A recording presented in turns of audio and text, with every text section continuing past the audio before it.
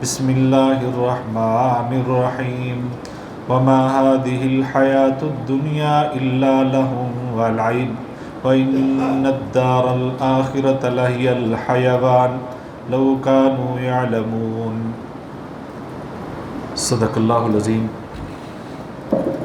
تمام قسم کی تحمیدات، تمجیدات، تکبیرات، تقدیسات اور تحلیلات اللہ رب ذوالجلال والاکرام کے لیے بے شمار لا تعداد انگنت بحد و حساب درود و سلام سرور کائنات امام الانبیاء حضرت محمد الرسول اللہ صلی اللہ علیہ وسلم کی ذات مقدسہ مطہرہ پر، بے شمار رحمت نازل ہوں اہل بیت پر، صحابہ کرام پر، تابعین اعظام پر، اولیاء کرام پر اور ائمہ کرام پر۔ آج کا موضوع ہے کہیں معمولی کوتاہی ہلاک نہ کر ڈالے۔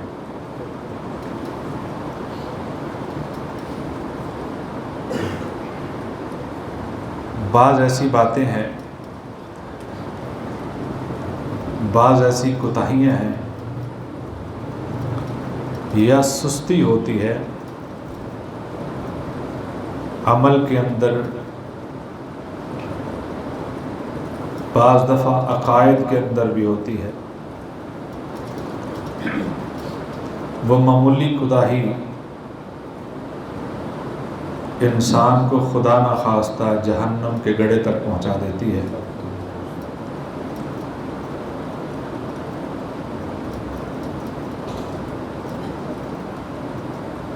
اس لیے مسلمان ہمہ وقت اپنے عمل کی طرف توجہ رکھتا ہے، اپنے کردار کی طرف توجہ رکھتا ہے۔ جس طرح کہ انسان اپنے ڈیوٹی ٹائم کے اندر اس ایریا کے اندر جہاں اس کی ڈیوٹی ہے، جو ڈیوٹی لگائی جاتی ہے، اگر مسلسل اس کی کوتاہی ہو تو وہ اس کے لیے نقصان دہ ثابت ہوتی ہے، مستقبل کے حوالے سے، اپنی جاب کے حوالے سے۔ اسی طریقے سے جہاں پہ جن ممالک کے اندر قانون کی حکمرانی ہے، وہاں اگر آپ کی کوتاہی روڈ پہ چلتے ہوئے ہو جاتی ہے، ڈرائیونگ میں آپ سے کوئی مسٹیک ہوتی ہے اور وہ ریکارڈ ہو جاتی ہے، وہ آپ کے لائسنس پر اثر انداز کرتی ہے، پوائنٹ آپ کا نوٹ ہو جاتا ہے۔ اور اگر آپ کسی اور ملک سے ہیں تو آپ کی نیشنلٹی کے اندر اس پر فرق پڑے گا۔ لہذا اسی طریقے سے مسلمان ہمیشہ اپنے عمل کی طرف توجہ رکھتا ہے، کہیں میرا ویک پوائنٹ نوٹ نہ ہو جائے اور میرے لیے خدا نخواستہ ہلاکت کا باعث نہ بن جائے۔ احادیث کی روشنی میں چند ایک مثالیں میں آپ کے سامنے رکھنا چاہتا ہوں۔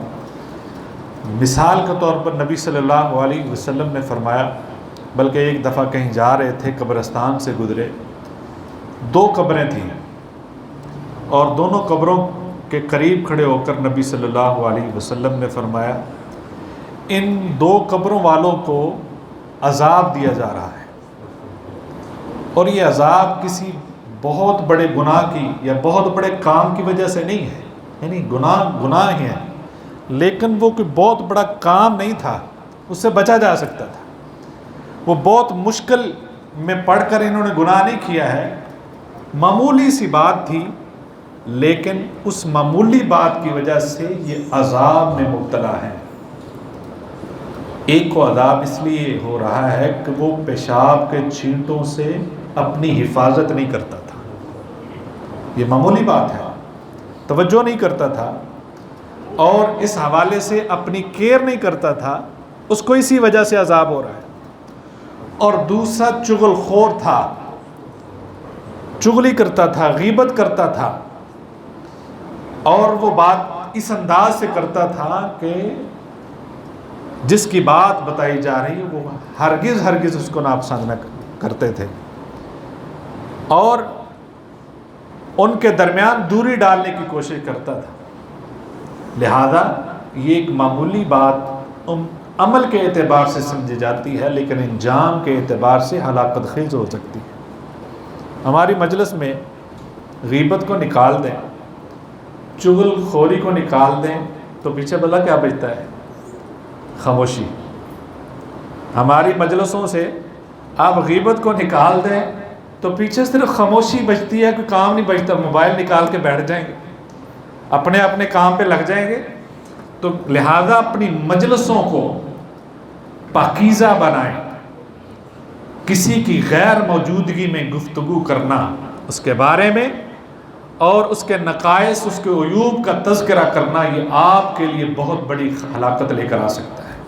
یہ معمولی بات نہیں ہے، یعنی آپ کے لیے عمل معمولی ہو سکتی ہے، انجام کے اعتبار سے یہ بہت بڑا گناہ ہے. ما اسفل من الکعبین، دوسری بات، ما اسفل من الکعبین من الازار ففی النار. نبی صلی اللہ علیہ وسلم نے فرمایا جو مرد حضرات اپنے کپڑے کو، اپنے ازار کو ٹخنوں سے نیچے رکھتے ہیں، ان کے وہ ٹخنے جہنم میں جائیں گے.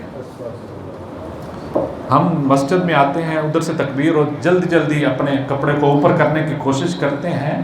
نماز کے لیے اکیلا ضروری نہیں ہے کہ نماز کے اندر ٹخنے ننگے ہونے چاہیے، یہ حدیث نہیں ہے. حدیث مطلق ہے کہ مرد حضرات کے ٹخنے جو ہیں وہ ننگے ہونے چاہیے، ان کے اوپر کپڑا ازار نہیں ہونا چاہیے. اور خواتین کو با پردہ رہنا چاہیے، ان کے پاؤں نظر نہیں آنے چاہیے. لہذا یہ دوسری حدیث کے اندر آتا ہے یہ تکبر کی علامت ہے، یہ تکبر کی علامت ہے ٹخنوں کو اوپر کرنا. جبکہ آج کل خواتین کے ٹخنے زیادہ نظر آتے ہیں. فیشن کے اعتبار سے دیکھا جائے الٹ ہے کہ ان کے ٹخنے زیادہ نظر آتے ہیں، بلکہ پنڈلیوں تک بات پہنچ چکی ہے. لہذا وہ اس لیے شاید کہ مرد نہیں اپنے ٹخنوں سے اوپر کپڑا کرتے، انہوں نے کہا نہیں ہم کر کے دکھاتی ہیں. مردوں کو ٹخنوں سے اوپر اپنے کپڑا رکھنا چاہیے اور ہمیشہ رکھنا چاہیے، نہیں تو یہ بہت بڑے انجام کے اعتبار سے خطرناک ثابت ہو سکتا ہے. حدیث میں آتا ہے تیسری بات، نبی صلی اللہ علیہ وسلم نے فرمایا گزشتہ دور میں ایک عورت کو عذاب میں مبتلا کر دیا گیا. اور پتہ کیوں کیا گیا؟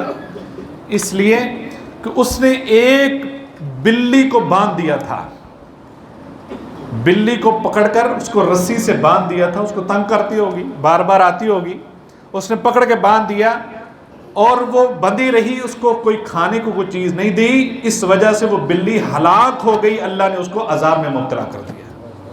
حدیث میں آتا ہے نبی صلی اللہ علیہ وسلم نے فرمایا اگر وہ اس کو چھوڑ دیتی، وہ خود ہی کہیں نہ کہیں سے اپنی خوراک کا بندوبست کر لیتی، اس کے باندھنے کی وجہ سے اس کی ہلاکت ہوئی ہے. لہذا اللہ نے اس عورت کو عذاب میں مبتلا کر دیا ہے. معمولی کوتاہی ہے، گھر میں آ جاتی ہیں، اس کو مارتے بھی ہیں، بعض دفعہ تنگ کرتی ہیں. تو جانوروں پر ظلم بھی شریعت نے برداشت نہیں کیا. اور ہمارے ہاں آپ نے واقعات سنے ہیں، اسلام آباد والا واقعہ بھی آپ نے سنا ہے کہ جج کے گھر کے اندر چھوٹی بچی کے ساتھ کتنا خوفناک، دردناک، المناک اس کے ساتھ تشدد کیا گیا اس بچی کے ساتھ. اور گھریلو ملازمین کے چھوٹے چھوٹے بچوں پر تشدد کے کئی واقعات آپ پڑھ چکے ہیں، اور مسلسل ہر سال آپ کو اس طرح کے واقعات پڑھنے کو ملتے ہیں. دل دہل جاتا ہے کہ اس بچی کے زخموں میں کیڑے پڑ چکے تھے. وہ واقعہ آپ کو پتہ ہے، وہ جج کی بیوی نے ظلم کیا. جہاں جس گھر میں انصاف ہے، ان یعنی کہ لوگوں کو انصاف دینے والا وہ گھر ہے، اور اپنے گھر کی یہ حالت ہے. اور پھر کہتے ہیں ہمارے حالات خراب ہیں، ملک صحیح نہیں جا رہا، ان پر ظلم. یہاں شریعت کہتی ہے ایک بلی کو باندھا گیا، ایک بچے کو پکڑ کے باندھا گیا، آپ کو پتہ ہے، یعنی بے شمار ایسے واقعات ہیں کہ وہ اگر سوشل میڈیا پہ آئیں تو وہ دیکھے نہیں جاتے. آپ مکمل ویڈیو نہیں دے سکتے، اگر کوئی دل کے اندر نرمی ہے دیکھ نہیں سکتے. تو یہ کون کرتا ہے ظلم؟ ہم کرتے ہیں. ہمارے اندر لوگ ہیں کہ گھر کے اندر اگر آپ نے ملازم رکھے ہیں، کہیں آؤٹنگ پہ گئے ہیں، کھانا کھا رہے ہیں، تو وہ جو گھریلو ملازم ہے گھر کا آپ کی خدمت کرنے والا ہے، آپ وہ سائڈ پہ بیٹھا ہے. کئی مرتبہ آپ دیکھیں ہوٹلوں میں چلے جائیں، شام کو نظر آئے گا آپ کو، یا اس کو کوئی بچہ پکڑا کے چھوٹی بچی کو دے دیا ہے، وہ سائڈ پہ کھڑی بیچاری دیکھ رہی ہے. ان والدین پر ترس نہیں آتا، ان لوگوں کو جن والدین نے اپنی معصوم کلیوں کو، جن کو وہ ایک نظر آنکھ سے اوجھل نہیں کرنا چاہتے، اپنے پیٹ کی خاطر، اپنی مجبوریوں کی وجہ سے ان ننھے پھولوں کو آپ کے حوالے کر دیتے ہیں، اور ان پر اتنا ظلم کیا جاتا ہے، ان پر اتنا تشدد کیا جاتا ہے کہ کوئی سخت سے سخت دل بھی اس کو برداشت نہیں کر سکتا. لہذا یہ جانوروں کے ساتھ بھی معمولی کوتاہی شریعت نے برداشت نہیں کی ہے، یہ تو انسانوں کے ساتھ اس طرح کے ظلم ہو رہے ہیں.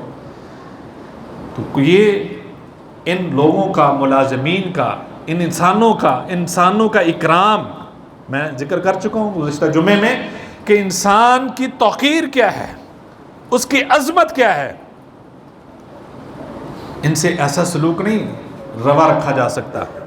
نبی صلی اللہ علیہ وسلم نے فرمایا انسان کبھی کبھار اپنی اوقات بھول بیٹھتا ہے اور ایسا کلمہ ادا کر دیتا ہے، اللہ رب العزت اس کو جہنم کے اندر مشرق کی دوری کے برابر پھینک دیتا ہے. اس کو پتہ ہی نہیں کہ وہ بول کیا رہا ہے. پریشانی کی عالم میں، غم کی حالت میں، غصے کی حالت میں. یعنی وہ انسان جو اب نارمل ہے، کیونکہ جب بندے کی یہ کیفیت ہوتی ہے وہ نارمل نہیں ہوتا، وہ اب نارمل ہوتا ہے. غصے میں بندہ نارمل نہیں ہوتا، اس کو اب نارمل کہیں گے. جب وہ کسی شدید ڈپریشن میں ہے اور پریشانی میں ہے، وہ بھی اب نارمل ہے. اس کے اندر کوئی ایسا کلمہ کہہ دیتا، اللہ کے بارے میں کہہ دیتا کہ ساری مصائب ہمارے لیے، مشکلیں ہمارے لیے، فلاں ایسے ہے، فلاں ایسے ہے. اس طرح کا کفر یا کلمہ، یا اس طرح کی ناشکری کا کلمہ، یا اگر مال و دولت سے نوازا گیا ہے، اقتدار سے نوازا گیا ہے، تو تکبر والا کلمہ بول دیتا ہے، اللہ اس کو جہنم میں پھینک دیتا ہے. اور معمولی بات ہے، کوئی توجہ نہیں کرتا، لیکن اللہ کے ہاں وہ نوٹ کی جاتی ہے. اسی طریقے سے جو بندہ لوگوں کی ٹو میں رہتا ہے، اس کے پاس سائیکل تھی، نیا موٹر سائیکل، وہ بھی 1 to 5 نکال لیا اس نے، کہاں سے آئے پیسے؟ کرتا کیا ہے پتہ تو کرو ذرا. کسی کی باتوں کو نوٹ کرنا، کان لگا لگا کر سننا، یا ہمسایوں کی طرف توجہ رکھنا. ان کے گھروں سے آوازیں آتی ہیں، آپس میں ان کا بول تکرار آپس میں ہو رہی ہے. خواتین کی اکثر عادت ہوتی ہے کہ وہ ان کی طرف توجہ کرتے ہیں. گھر میں کوئی افراد ہیں، توجہ کرتے ہیں، کیوں لڑ رہے ہیں، کیا مسئلہ ہے؟ بھائی آپس کا مسئلہ ہے. اگر تو خیر خواہی کے جذبے سے آپ کوئی کردار ادا کر سکتے ہیں، سلو کروا سکتے ہیں، خیر خواہی کے جذبے سے سمجھا سکتے ہیں، تو ضرور کودیں. صرف ایک ٹو لگانے کے لیے، پتہ لگانے کے لیے لڑائی ہوئی کیوں ہے، پتہ تو کراؤں. یا کہیں اداروں کے اندر کوئی اس طرح کا مسئلہ ہے تو لوگوں کی ٹو میں رہنا، کون کیا بات کرتا ہے. اسی طرح بڑی بڑی فیکٹریاں، بڑے بڑے معاملات ہیں، بڑے بڑی اس طرح کی صورتحال ہوتی ہے، کسی کی ٹو میں رہنا. نبی صلی اللہ علیہ وسلم نے فرمایا جو کوئی بات سنتا ہے اس حوالے سے کہ میں پتہ تو کروں، قیامت کے دن اس کے کانوں میں سیسا پگھلا کر ڈالا جائے. یہ معمولی کوتاہی نہیں ہے. عمل کے اعتبار سے تو آپ کی ہیبٹ ہو سکتی ہے، آپ اس کو معمولی چسکے کے طور پہ سن لیتے ہیں، لیکن انجام کے اعتبار سے اتنا خطرناک ہے، اتنا خطرناک ہے. نبی صلی اللہ علیہ وسلم نے فرمایا لا یحل لمسلم، یہ جو میں بات سنانے لگا ہوں دل کے کانوں سے سنیں اور توجہ سے سنیں، حدیث کے الفاظ سنیں. لا یحل لمسلم ان یہجر اخاہ فوق 3 فمن حجر فوق 3 فمات دخل النار. نبی صلی اللہ علیہ وسلم نے فرمایا کسی مسلمان کے لیے جائز نہیں وہ 3 دن سے زیادہ اپنے مسلمان بھائی سے ناراض رہے، اور اگر اسی حالت میں 3 دن سے اوپر گزر چکے ہیں، وہ ناراض ہی ہے، دنیا سے چلا گیا، ففی النار، وہ جہنم میں جائے گا، وہ جہنم میں جائے گا۔ دوسری حدیث نے نبی صلی اللہ علیہ وسلم نے فرمایا من حجر اخاہ سنۃ فہو کقصف دمہ، جو اپنے بھائی سے ناراض ہے 1 سال گزر گیا ہے، یہاں مطلق بھائی مراد ہے، سگے بھائی کا اس سے بھی زیادہ ہے درجہ۔ ہمارے ہاں تو سگے بھائیوں کے اندر ایسی لڑائی ہوتی ہے، اس طرح ہوتے ہیں کہ کبھی ان سے کوئی رشتہ تھا، بلکہ کہیں واقفیت بھی نہیں ہے، ایسے ایسے گھرانے آپ کو نظر آئیں گے، کیوں سگے بھائیوں کے اندر اس طرح کی لڑائی ہے اور اس طرح کی ان کے اندر ناراضگی ہے۔ نبی صلی اللہ علیہ وسلم نے فرمایا جو 1 سال تک ناراض رہے گا وہ اس طرح ہے گویا اس نے اپنے بھائی کا قتل کر دیا ہے۔ جتنا گناہ قتل کرنے کا ہے قاتل کو، اتنا گناہ اس کو ہے جو ناراض رہتا ہے۔ نبی صلی اللہ علیہ وسلم کی یہ حدیث آپ کو سنائی ہے۔ ہم نے وہ واقعہ بھی سنا ہے حضرت موسیٰ علیہ السلام والا، کہ وہ بارش نہیں ہو رہی تھی، اللہ سے دعا کی، ایک بندہ بیٹھا تھا، اللہ نے وحی کے ذریعے بتایا وہ بندہ ان مخلوق کے اندر، آپ کے ان بندوں میں بیٹھا ہے، وہ بہت بڑا مجرم ہے، جب تک وہ موجود ہے میں بارش نہیں برساؤں گا۔ پتہ ہے آپ کو مشہور واقعہ، اس نے اللہ سے رابطہ کیا، چند سیکنڈ گزرے، چند لمحے گزرے، اللہ رب العزت نے بارش برسا دی۔ اس نے رابطہ کیا اللہ سے۔ بہرحال وہ لمبا واقعہ آپ کو پتہ ہے۔ آپ جمعے میں بیٹھے ہیں، جمعہ پڑھنے کے لیے آئے ہیں نیک نیتی سے، اور یہ ایک فرض عمل ہے، اس وجہ سے شریعت کو اس وجہ سے آتے ہیں۔ اگر جمعہ پڑھنے کے بعد آپ کے اندر کوئی تبدیلی نہیں آتی تو کوئی فائدہ نہیں ہے۔ نماز پڑھنے کے بعد کوئی فرق نہیں پڑتا، گناہوں کے اندر کوئی کمی نہیں آتی تو کوئی فائدہ نہیں ہے۔ نماز کے بعد، کیونکہ نماز جو ہے یہ آپ کو برائی سے روکتی ہے، اگر برائی سے روک ہی نہیں رہی تو اس کا مطلب یہ ہے کہ نماز کے اندر کمی ہے، صحیح طریقے سے ادائیگی نہیں ہو رہی۔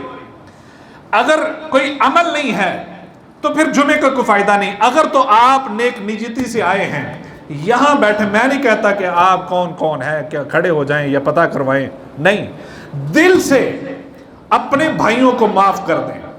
کہیں آپ کی چپکلش ہوئی ہے، کہیں ناراضگی ہے، کوئی مسئلہ نہیں ہے، یہ دنیا چند دن کی ہے، لمحوں کا پتہ نہیں چلتا کیا ہونے والا ہے، اور اس قدر وعید ہے، اس قدر سختی ہے جو حدیث آپ کے سامنے رکھی ہے۔ دل سے کسی کے ساتھ بھی چپکلش ہے، ہم نمازیں بھی پڑھیں، اکٹھے ہم نمازیں بھی پڑھیں، اکٹھے ہم ایک جگہ پہ بھی رہیں، ایک محلے میں بھی رہیں، ایک ادارے میں رہیں، ایک مسجد میں رہیں، ایک خاندان میں رہیں، اور آپس میں لڑائیاں بھی ہوں، اور آپس میں اندر قدورتیں بھی ہوں، نفرتیں بھی ہوں، تو پھر یہ زندگی کیسی ہے؟ یہ تو اندر ہی اندر پگھلنے والی بات ہے۔ نبی صلی اللہ علیہ وسلم کی اس حدیث کی روشنی میں یہاں بیٹھے بیٹھے اللہ سے وعدہ کریں کہ اللہ میں نے معاف کر دیا ہے۔ ظاہر ہے اگر دوسرا بھی کوئی آپ کے ساتھ بیٹھا ہے تو وہ بھی معاف کر دے، دل سے لوگوں سے ملیں، انشاءاللہ یہ صلہ رحمی کی وجہ سے، یہ محبت کی وجہ سے اللہ آپ کی بے شمار جو پریشانیاں وہ دور کریں گا، کیونکہ حدیث میں آتا ہے جو صلہ رحمی کرتا ہے اللہ اس کے رزق کے اندر برکت دیتا ہے، اللہ اس کی عمر کے اندر برکت دیتا ہے۔ لہذا دل سے معاف کریں، کوشش کریں کہ جمعے کے بعد ان کو فون کر لیں، دور ہے تو فون کریں، نہیں تو ملیں، ملاقاتیں جاری رکھیں، ملاقاتوں سے غلط فہمیاں دور ہوتی ہیں۔ پریشانی، غصہ بھلا کس چیز کا نام ہے؟ تجربہ کر کے دیکھیں، آپ مجھ سے زیادہ تجربہ کار ہیں، صاحب علم ہیں، مجھ سے عمر کے اعتبار سے، عمل کے اعتبار سے بہت زیادہ مہان ہیں، اور کونا مشق ہے مجھ سے زیادہ، تجربہ رکھتے ہیں کہ غصہ اور پریشانی بھلا کس چیز کا نام ہے؟ پریشانی کوئی بھی چیز آپ کو لگے، آپ اس کو بار بار سوچی جا رہے ہیں، یہ کیا ہو گیا، یہ کیوں، ایسا نہیں ہونا چاہیے تھا، ایسے نہیں ہونا چاہیے تھا، ایسا نہیں ہونا چاہیے تھا۔ جب آپ اس کو رگڑی جائیں گے دماغ کے اندر تو وہ پریشانی بڑھتی جائے گی۔ کوئی آپ کے ساتھ راستے میں کسی کی ٹکر ہو گئی، کوئی مسئلہ بن گیا ہے، کوئی جھگڑا ہو گیا، اسی بات کو سوچنا ہی شروع کر دیں آپ، شام تک سوچیں گے میرے ساتھ اس نے کیا تو کیا کیوں ہے، یہ پہلے کبھی نہیں کیا، اس کا انداز کیا تھا، اس کا سٹائل کیا تھا، اس کا لہجہ کیا تھا. آپ اس کی ہر حرکت پہ سوچتے رہیں گے، بات کو اپنے دماغ کے اندر اس طرح کھنگالتے رہیں گے تو وہ غصہ آپ کا بڑھتا جائے گا، وہ غصہ آپ کا لڑائی تک چلا جائے گا. بات ہوئی ہے فوراً دماغ سے نکال لیں، غصہ ختم، آپ ریلیکس. ہمیشہ وہ لوگ، ڈاکٹر کہتے ہیں، میڈیکل سائنس کہتی ہے، وہ لوگ جو غصہ دل میں سنبھال کے نہیں رکھتے ان کی صحت اچھی رہتی ہے، ان کے فیصلے اچھے رہتے ہیں، ان کی زندگی خوشحال رہتی ہے. جو اندر ہی اندر ہر وقت کڑتے ہی رہتے ہیں، سوچتے ہی رہتے ہیں کہ یہ اس نے ایسا کیوں کہ ایسا کیا ہے، ان کی زندگی اجیرت بن چکی ہوتی ہے. لہذا اگر کسی سے کوئی کوتاہی ہو جاتی ہے تو اس کو سوچے نہیں، ہو گئی فوراً ختم ہو گئے، اس کسی اور طرف اپنے دماغ کو لگائیں، اچھے عمل کی طرف، ذکر و اذکار کی طرف. آپ شیطان کو اپنے اوپر حاوی نہ ہونے دیں. اعوذ باللہ پڑھیں، لا حول ولا قوت الا باللہ، 3-4 مرتبہ پڑھیں گے تو آپ کا ذہن دوسری طرف چلا جائے گا. پریکٹس کر کے تو دیکھیں. یعنی ڈاکٹر کہتے ہیں کہ جس وجہ سے بندہ نفسیاتی ہو جاتا ہے، ڈاکٹر اس کی طرف توجہ نہیں جانے دیتے، اس غم کی طرف. غم بلانے کے لیے اس کی طرح طرح کی ایکٹیویٹی اس سے کرواتے ہیں کہ اس کا دھیان اس طرف نہ جائے. بھئی آپ کیوں اس طرف دھیان لے کر جاتے ہیں کہ اگر کوئی چپکلش ہوئی ہے تو بار بار اسی کو سوچتے ہیں، کوئی پریشانی آئی بار بار نہ سوچیں، بلکہ اللہ کی طرف رجوع کریں. انشاءاللہ اللہ اس پریشانی کو دور کرنے والا. آپ کی بار بار اس کو رگڑنے سے پریشانی دور نہیں بلکہ بڑھے گی. انسان کی صلاحیتیں مفلوج ہوتی ہیں، دماغ کی سوچنے کی جو صلاحیت ہے وہ کم پڑ جاتی ہے، اس لیے وہ فیصلہ بھی غلط کر جاتا ہے. غصے کی حالت میں، پریشانی کی حالت میں اس کے فیصلے بھی غلط ہوتے ہیں. نبی صلی اللہ علیہ وسلم نے فرمایا، جو بندہ جھوٹی قسم کھا کر کسی کا مال اپنے قبضے میں لے لیتا ہے، کہتا ہے قسم خدا کی، یا بیچتا ہے مال، مجھے تو اتنے میں پڑا ہے، حالانکہ اتنے میں پڑا نہیں ہوتا ہے. کیا ضرورت ہے قسم اٹھانے کی؟ بھائی مال آپ کا ہے، آپ بیچیں نہ بیچیں. اس کو کہیں بھائی یہ اتنے کا مال ہے، بھائی آپ کو سستا، یہ اتنے میں اگر وارے کھاتا ہے تو اس کو ضرور آپ لیں، لیکن مجھ سے قسمیں نہ اٹھوائیں.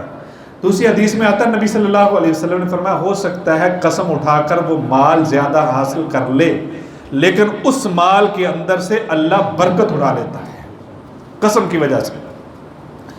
اور جو حدیث میں بیان کر رہا تھا، نبی صلی اللہ علیہ وسلم نے فرمایا کہ جو بندہ کسی قسم اٹھا کر کسی کا مال ہتھیا لیتا ہے، ہماری تو عادت ہے نا ہر کام میں قسم اٹھاتے ہیں، کوئی فکر نہیں کیا انہیں. نبی صلی اللہ علیہ وسلم نے فرمایا، ناحق مال لیا ہے اللہ اس پر جہنم واجب کر دیتے ہیں. صحابی نے سوال کر دیا فوراً، کیونکہ بعض دفعہ تو کہتے ہیں جی نیا لیا ہے. اب لفظ نیا جو پہلے مشہور ہوتا تھا اب تو کوئی مسئلہ ہی نہیں ہے، قسم اٹھاتے ہیں. صحابی نے سوال کر دیا کہ بعض دفعہ ہم تو ایسے ہی قسمیں اٹھا لیتے ہیں، معمولی چیز پر بھی. نبی صلی اللہ علیہ وسلم نے فرمایا، انتہائی معمولی پر بھی، پیلو کے درخت کی شاخ بھی، اس پر بھی کوئی قسم اٹھاتا ہے اللہ اس کو بھی جہنم میں پھینک دے. اس کی کیا حیثیت ہے؟ یہ پیلو میرے خیال وان کو کہتے ہیں، اس طرح کا کوئی درخت ہے میرے خیال کہ اس کی معمولی سی حیثیت، پتہ نہیں کون سا درخت ہے، پیلو کا درخت، اس کی شاخ، اس کی ٹہنی، اس کے عوض یعنی قسم اٹھا کر وہ اپنے حوالے، اپنے قبضے میں کر لیتا ہے، اللہ اس پر بھی جہنم واجب کر دیتا ہے. یہ معمولی کوتاہی نہیں ہے کہ ہمیں مال اکٹھا کرتے، گھر میں جو مال آ رہا ہے اس پر توجہ رکھنی چاہیے، خواتین کو بھی رکھنی چاہیے، مردوں کو بھی سوچنا چاہیے میری جیب میں جو آیا ہے یہ صحیح سارے حلال طریقے سے آیا ہے. گھروں کے اندر جو پریشانیاں ہیں، بیماریاں ہیں، یا طرح طرح کی نحوست ہے، کوئی برکت نہیں آتی، پیسے آتے ہیں اڑ جاتے ہیں. کیوں نہیں برکت؟ کہیں مال کے اندر 2 نمبری تو نہیں ہے، کسی ایسے طریقے سے تو نہیں حاصل کیا کہ جس سے شریعت نے منع کر دیا ہے، برکت ہی اٹھ گئی ہے. اسی طرح نبی صلی اللہ علیہ وسلم نے فرمایا، نمازی کے آگے سے جو بندہ گزرتا ہے بغیر سترے کے، سترا نہیں رکھا، وہ آگے سے گزر جاتا ہے، دھیان نہیں رکھتا، نبی صلی اللہ علیہ وسلم نے فرمایا کہ اگر اس کو اس گناہ کا پتہ چل جائے کہ اس سے آگے سے گزرنے کا گناہ کس قدر ہے تو وہ 40 رکا رہے. اب صحابی روایت کرنے والے بھول گئے کہ وہ 40 دن کا تھا، 40 گھڑیاں کا تھا، 40 مہینے کا تھا، 40 سال کا تھا. آپ کم از کم ہی لے لیں، 40 دن کم ہوتے ہیں.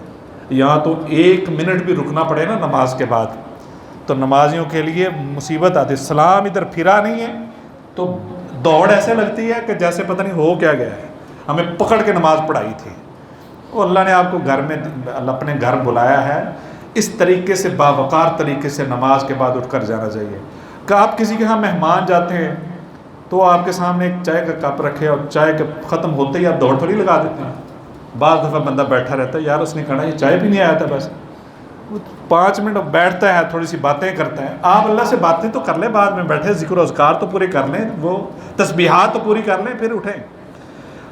لہذا یہاں تو 1 منٹ نہیں برداشت ہوتا, 40 گھنٹے بھی رکنا پڑے تو کتنا مشکل ہے, 40 دن. یعنی اگر کسی کو پتہ چل جائے کہ یہ کتنا بڑا گناہ ہے تو یہ معمولی غلطی نہیں ہے. نبی صلی اللہ علیہ وسلم نے فرمایا من اتا عرافا, جو کسی نجومی کے پاس جاتا ہے اپنا ہاتھ دکھانے کے لیے, اس کو لکیریں دکھاتا ہے, یا کسی کے پاس بتائیں ہمارے ذرا سے حساب تو نکالنا, ذرا میرے نام کا, میری والدہ کا نام, میرا فلاں نام, ذرا حساب نکالیے گا ذرا. وہ کون سا حساب ہے, کہاں سے نکلتا ہے وہ حساب؟ حساب نکالے کہ میرے ساتھ کیا ہونے والا ہے. یہ کن کو پتہ ہے کل کیا ہونے والا ہے؟ قرآن میں تو اللہ نے کہا کہ کسی کو کوئی پتہ نہیں کل کیا ہونے والا ہے. تو ان کو حساب سے, ان کو میتھ نہیں آتی, وہ حساب آپ کی زندگی کا نکالے گا. ان کو آپ کوئی کوشچن میتھ کا دے دیں, ان کو وہ نہیں آئے گا, وہ کہیں گے پتہ نہیں یہ کیا ہے. لیکن آپ کی زندگی کا حساب آپ کو نکال کے دے دیں گے اور آپ بھی مان لیں گے. نبی صلی اللہ علیہ وسلم نے فرمایا لم یقبل لہ صلاۃ 40 لیلہ, جو کسی کے پاس جا کر کوئی بات اس طرح کی پوچھتا ہے اللہ 40 دن اس کی نمازیں قبول نہیں کرتا. پوچھے تو صحیح جا کر. آپ یہاں ہماری اخباریں بڑی پڑی ہیں, ایک پورا پیج ہے کہ آپ کا ہفتہ کیسے گزرے گا. اخبار والوں کو خود نہیں پتا کہ ان کا کیسے گزرے گا. جس نے چھاپا ہے اس کو نہیں پتا کہ میں نے اس اخبار میں اگلے دن جاب کرنی بھی ہے کہ نہیں کرنی ہے. یہ تو حالات ہیں. نبی صلی اللہ علیہ وسلم نے فرمایا ویل للذی یحدث بالحدیث, ہلاکت ہے اس شخص کے لیے کہ جس نے لوگوں کو ہنسانے کے لیے اپنی طرف سے جھوٹ بول دیا. کہتے ہیں جگتیں, فیصل آباد مشہور ہے جگتوں کے اندر. اب تو میرا خیال ہے میڈیا کے ذریعے پورا پاکستان فیصل آباد بن چکا ہے. اپنی طرف سے کہانیاں بنا کر یہ اس کو ہنسانے کے لیے اپنی طرف سے کہانی بنائی, اپنی طرف سے بات جگت بنائی, اور وہ جھوٹ پر مبنی ہے. نبی صلی اللہ علیہ وسلم نے فرمایا ہلاکت ہے اس کے لیے. اور آپ کو پتہ ہے جہنم کی وہی وہ وادی ہے کہ جس وادی کے اوپر سے اگر کوئی بھاری برکم پتھر پھینکا جائے وہ 70 برس کے بعد اس کی گہرائی تک جاتا ہے. اس کے لیے جو جھوٹ کی بات بتاتا ہے, لوگوں کو ہنساتا ہے, اس کے لیے ہلاکت ہے. اس لیے نوجوانوں سے کہ کسی کو ہنسانا ہے, جگت کرنی ہے تو دیکھیں کہیں اس کے اندر جھوٹ تو نہیں ہے. مزاح کریں جس کے اندر کسی کو تکلیف نہ ہو, کوئی اس کے اندر جھوٹ نہ ہو. وہ نبی صلی اللہ علیہ وسلم بھی کرتے رہے. اور اسی طریقے سے نبی صلی اللہ علیہ وسلم نے فرمایا لا يدخل الجنت من لا يأمن جارہ, جس بندے کا گوانڈی, اس کا ہمسایہ اس سے تنگ ہے وہ بندہ جہنمی ہے. فرمایا لا يدخل الجنت, وہ جنت میں نہیں جا سکتا.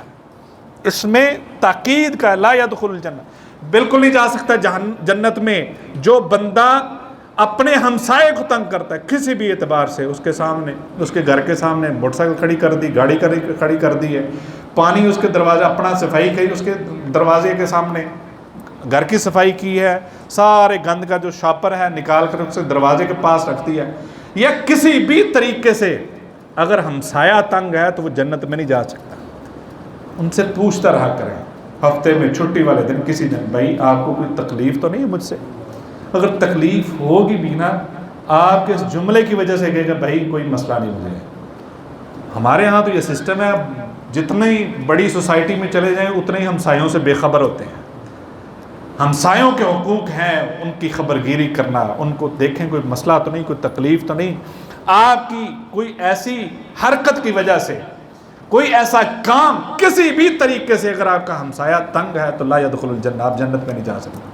چند ایک باتیں آپ کے سامنے رکھی ہیں کہ جو کرنے کے اعتبار سے ہم ان کو معمولی سمجھتے ہیں یا توجہ طلب ہی نہیں سمجھتے اس کو کہ یہ باتیں بھی توجہ کے لائق ہیں, اور یہ باتیں ہلاکت کے اعتبار سے بہت بڑی ہیں. اللہ رب العزت عمل کی توفیق عطا فرمائے, ان چھوٹی چھوٹی کوتاہیوں سے بچنے کی توفیق عطا فرمائے. وآخر دعوانا الحمدللہ رب العالمین.